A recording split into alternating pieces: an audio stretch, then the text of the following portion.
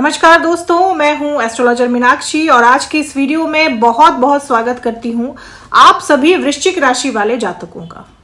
दोस्तों, मई का महीना बहुत ही महत्वपूर्ण माना जा रहा है गोचरों के दृष्टिकोण से। तीन ऐसे महत्वपूर्ण ग्रह जो पूरे ब्रह्मांड में भूचाल लाने के लिए काफी होते हैं, बृहस्पति, राहु और केतु, उनका गोचर होने जा रहा है। यही नहीं दोस्तों, बृहस्पति 500 वर्षों के बाद अतिचारी होने जा रहे हैं। बृहस्पति 14 मई 2025 को रात को 11:20 पर मिथुन राशि में प्रवेश करेंगे। अभी वो वृषभ राशि में है और यहां से बृहस्पति अतिचारी हो जाएंगे 8 वर्षों के लिए। अतिचारी क्यों दोस्तों? क्योंकि बृहस्पति की स्पीड बढ़ी रहेगी। अमूमन बृहस्पति देव 1 वर्ष का यानी 12 महीने का समय लगाते हैं राशि परिवर्तन करने में, लेकिन अब बृहस्पति जल्दी जल्दी राशि परिवर्तन करेंगे। राहु केतु जो कि छाया ग्रह है, वो 18 महीनों के बाद यानी 1.5 वर्षों के बाद राशि परिवर्तन कर रहे हैं। राहु कुंभ राशि में प्रवेश करेंगे 18 मई को और केतु सिंह राशि में प्रवेश करेंगे। राहु आपके 4थे भाव में चले जाएंगे 18 मई को और केतु आपके 10वें भाव में। बृहस्पति का गोचर 14 मई को आपके 8वें भाव में होगा। साथ ही साथ बुध जो कि नीच के होकर बैठे हुए हैं आपके 5वें भाव में, वो आपके 6ठे भाव में गोचर कर जाएंगे 7 मई को। सूर्य जो कि अभी आपके 6ठे भाव में है, 15 मई तक आपके 6ठे भाव में ही रहेंगे, लेकिन 15 मई के बाद आपके 7वें भाव में यानी कि वृषभ राशि में प्रवेश कर जाएंगे। बहुत महत्वपूर्ण है ग्रहों के दृष्टिकोण से मई का महीना आप सभी वृश्चिक राशि वाले लोगों के लिए। राहु एक्सपेंशन लाते हैं, राहु लिमिटलेस एक्सपेंशन लाते हैं, यानी कि राहु के बढ़ने की कोई भी लिमिट नहीं है। वो एक्सपैंड जब करते हैं तो उनके एक्सपेंशन को कोई नहीं रोक सकता। तो जब वो अच्छे परिणाम देते हैं तो छप्पर फाड़ कर देते हैं, और जब बुरे परिणाम देते हैं तो भी वो छप्पर फाड़ कर ही बुरे परिणाम देते हैं। राहु आपके 4थे भाव में आ रहे हैं, तो यहां पर 4थे भावों के फल में विस्तार करेंगे राहु। 4था भाव आपके सुख का भाव है, आपके सुविधाओं का भाव है, आपके लग्जरी का भाव है, आपके माता से सुख का भाव है। तो इन सभी चीजों में राहु विस्तार करेंगे 18 मई के बाद। तो राहु का ये गोचर आपके लिए अच्छा रहने वाला है। आपके सुख सुविधाओं में वृद्धि ही करेंगे राहु देव। आप लग्जरी आइटम्स की खरीदारी कर सकते हैं, अपने मकान की सजावट पर खर्च कर सकते हैं, अपनी सुविधाओं पर खर्च कर सकते हैं, वाहन खरीद सकते हैं, लग्जरियस वाहन खरीद सकते हैं, क्योंकि राहु छोटी मोटी चीज नहीं देते। राहु जब देते हैं तो बड़ी देते हैं, बहुत बड़ी देते हैं। तो आप वाहन खरीदेंगे तो अच्छा वाहन खरीदेंगे। आप अगर अपने मकान की सजावट पर खर्च करेंगे तो बहुत ज्यादा खर्च करेंगे। यानी आप अपनी सुख सुविधाओं पर बहुत ज्यादा खर्च करने वाले हैं, आपकी सुख सुविधाओं में वृद्धि करेंगे राहु देव। अब केतु क्योंकि 10वें भाव में आएंगे 18 मई को, तो केतु की ये जो परिस्थिति है ये थोड़ी सी खराब है आपके प्रोफेशनल लाइफ के लिए। केतु उतने अच्छे नहीं माने जाते 10वें भाव में, हालांकि बहुत बुरे भी नहीं माने जाते लेकिन बहुत अच्छे भी नहीं माने जाते। आपके बॉस से आपकी अनबन हो सकती है, आप जहां काम करते हैं वहां आपको समस्याएं हो सकती हैं, लोग आपके खिलाफ षड्यंत्र कर सकते हैं, पॉलिटिक्स कर सकते हैं। कार्यालय में पॉलिटिक्स का शिकार हो सकते हैं आप, तो आपको सतर्क रहने की जरूरत है। काम का बहुत ज्यादा लोड रह सकता है आप पर कार्यालय में, जिस वजह से आप ऑफिस में खिजे खिजे रह सकते हैं। ऑफिस का माहौल आपके लिए थोड़ा सा अनुकूल नहीं रह सकता, तो आपको यहां पर सावधानी रखनी है। हालांकि नौकरी स्टेबल रखते हैं केतु, नौकरी छीनते नहीं है, लेकिन नौकरी में समस्याएं देते हैं। आप जॉब स्विच करने की भी सोच सकते हैं, लेकिन फिलहाल आप इस तरह का कोई भी फैसला ना लें, क्योंकि केतु आपसे उल्टे फैसले भी करवा सकते हैं। आप अपने काम को लेकर किसी भी तरह का फैसला जल्दबाजी में नहीं लें, नहीं तो इससे आपको समस्या हो सकती है। आपको पेशेंस रखना चाहिए, आपको थोड़ा सा संयम रखने की जरूरत पड़ेगी अपने कार्यालय में। समय के साथ ये परिस्थिति ठीक हो जाएगी। 14 मई को बृहस्पति जैसे ही आपके 8वें भाव में आएंगे, आपको किसी तरह की कोई वसीयत प्राप्ति करवा सकते हैं बृहस्पति देव। ससुराल पक्ष से आपको लाभ मिल सकता है। ससुराल से या तो आपको धन लाभ हो सकता है, या तो प्रॉपर्टी मिल सकती है, ससुराल से किसी तरह का लाभ मिल सकता है, या फिर आपको पैतृक संपत्ति भी मिल सकती है, क्योंकि 8वां भाव जो है वो पैतृक संपत्ति का होता है।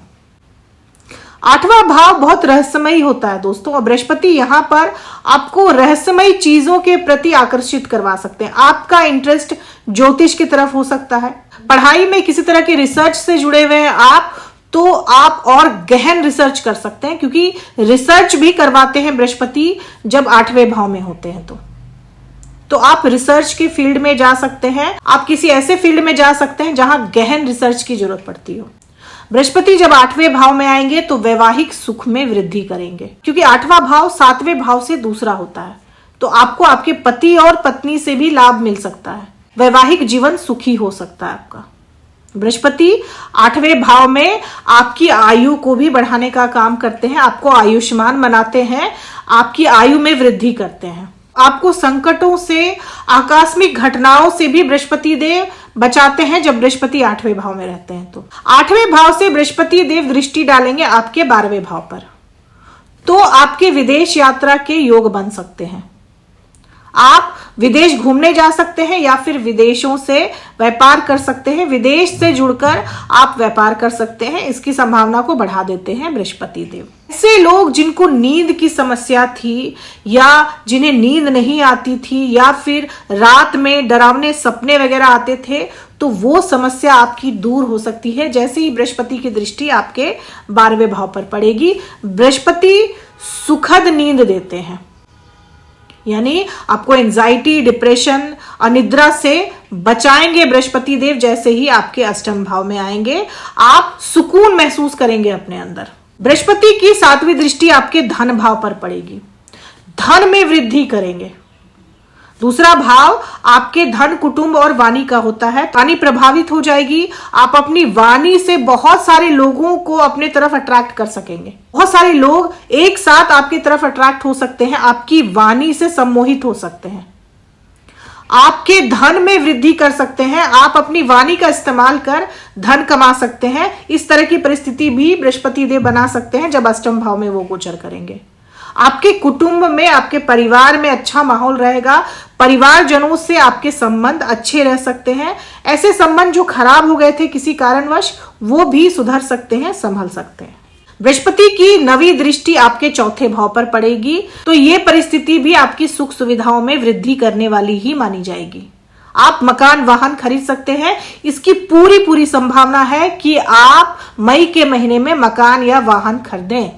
बृहस्पति 8वें भाव में जब हूं दोस्तों, तो आपके घर के किसी बुजुर्ग की तबीयत खराब हो सकती है, कोई बड़े बुजुर्ग बीमार पड़ सकते हैं, इसकी भी संभावना है। बुध 7 मई को आपके 6ठे भाव में आ जाएंगे, मेष राशि में आ जाएंगे। तो बुध जो है वो काल पुरुष की कुंडली में 6ठे भाव के कारक माने जाते हैं। 6ठे भाव के मालिक काल पुरुष की कुंडली में बुध देव ही हैं। तो यहां पर बुध देव आपके डिस्प्यूट से आपको फायदा दिला सकते हैं। अगर किसी तरह का कोई डिस्प्यूट चल रहा है प्रॉपर्टी को लेकर, या फिर अदालती मामला अगर कोई चल रहा है, तो आपकी जीत सुनिश्चित करवा सकते हैं बुध देव जैसे ही 6ठे भाव में गोचर करेंगे। लोन वगैरह के लिए अगर आपने अप्लाई किया है तो आपका लोन सैंक्शन हो सकता है, आपको लोन मिल सकता है। किसी करीबी से पैसे की मदद मिल सकती है आपको, आपके रोगों से भी आपको राहत मिल सकती है, क्योंकि 6ठा भाव रोग, ऋण और रिपू का होता है। तो आपके कर्जों से आपको राहत मिल सकती है, या फिर आपका लोन सैंक्शन हो सकता है, आपके रोग खत्म हो सकते हैं, और आपके डिस्प्यूट में आपका फायदा हो सकता है। डिस्प्यूट अगर किसी से आपका चल रहा है तो उसमें आपकी जीत हो, इस तरह की स्थिति बना देते हैं बुध देव। सूर्य आपके 7वें भाव में प्रवेश करेंगे 15 मई को। तो 7वें भाव में सूर्य आपको प्रसिद्धि देते हैं, आपका यश बढ़ता है, आपका नाम बढ़ता है। सूर्य राजा है, वो दबा के रखने की इच्छा रखता है, और ऐसी इच्छा आप भी रख सकते हैं जिस वजह से आपके मैरिड लाइफ में डिस्प्यूट हो सकता है, मैरिड लाइफ में, दाम्पत्य जीवन में कलह कलेश रह सकता है, ईगो क्लैशेस रह सकते हैं। तो अपने ईगो पर कंट्रोल रखना है आपको। अब आपको उपाय क्या करना चाहिए दोस्तों? उपाय आपको केतु का करना चाहिए, क्योंकि केतु के वजह से आपके जीवन में थोड़ी सी समस्याएं आ सकती हैं। उपाय के तौर पर आपको केतु के बीज मंत्र का जाप करना चाहिए। केतु बुजुर्गों की सेवा करने से भी अच्छे परिणाम देते हैं, खासकर अपाहिज व्यक्ति की, तो केतु आपको अच्छे परिणाम देते हैं। इसके साथ ही आप गणेश भगवान को ध्रुव घास चढ़ाइए। प्रत्येक बुधवार को आपको गणेश भगवान को ध्रुव घास चढ़ाना चाहिए। इससे भी केतु जो है वो न्यूट्रल रहते हैं और अच्छे परिणाम देते हैं। तो दोस्तों, ये थी मेरी एनालिसिस वृश्चिक राशि वाले लोगों के लिए मई के महीने की। होप आप लोगों को वीडियो से काफी हेल्प मिली हो। अगर वीडियो से हेल्प मिली हो तो चैनल को सब्सक्राइब करें, लाइक करें, शेयर करें, कमेंट करें और बेल आइकन जरूर दबा दें दोस्तों। तब तक के लिए जय माता दी, जय श्री राम।